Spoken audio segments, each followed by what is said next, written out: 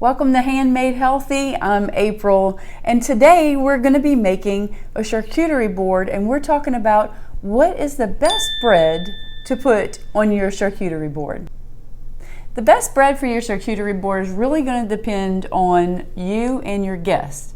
So a few things that you might want to consider is, what are your personal preferences? What do you like? Another thing you want to consider is, what else is going to go on the board? So what pairs well with which breads? Are you going to choose a soft bread, or are you going to choose a hard bread that's more closer to a cracker, like for example like a crostini toast, which is nice and crunchy, or are you going to choose something that is soft?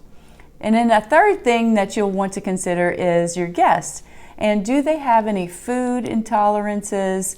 Are they allergic to anything? Are they looking for low carb options, low carbohydrate options? Or are they looking for gluten-free options? Or the colors of the items that you're going to be putting on your board? So are you looking for a lighter bread or darker bread? Are you looking for something that is more dense and seeded?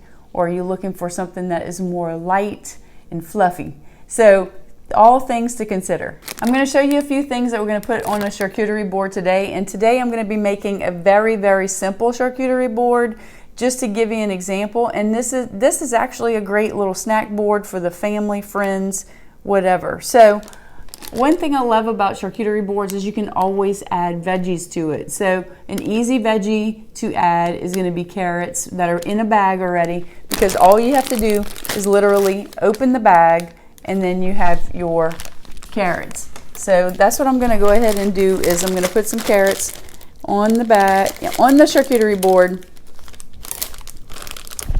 And this is a small board, and so I don't have to put a lot. This is a smaller board. Now it depends on the size of your board, the size of your guests that you're going to be having, the size of the crowd that you're going to be having rather.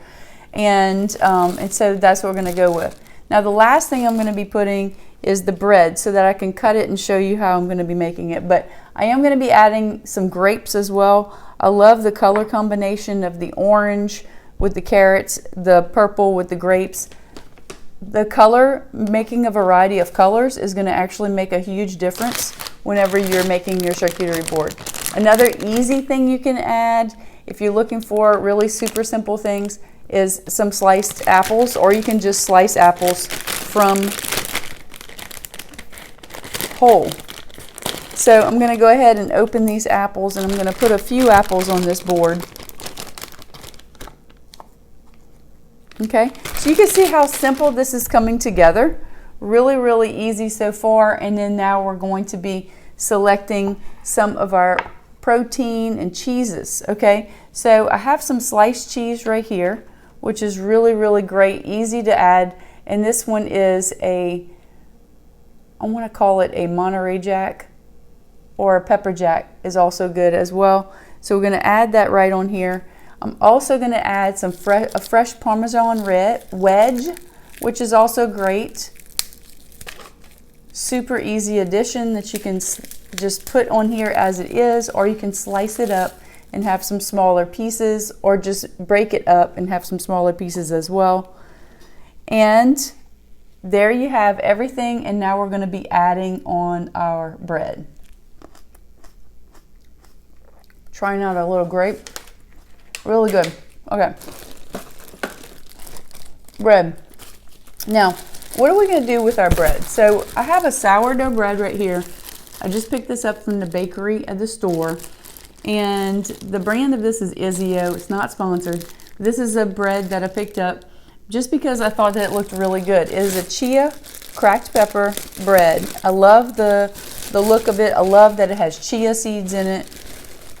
And it's a little bit of a heavier, thick bread, okay? And so what I'm going to do with this is, I'm not going to serve this bread in huge pieces like this. What I'm going to do is I'm going to cut it. So what looks really nice is when you have either a bread that's kind of like this, or maybe more of like a square type of bread, is whenever you cut it into triangles.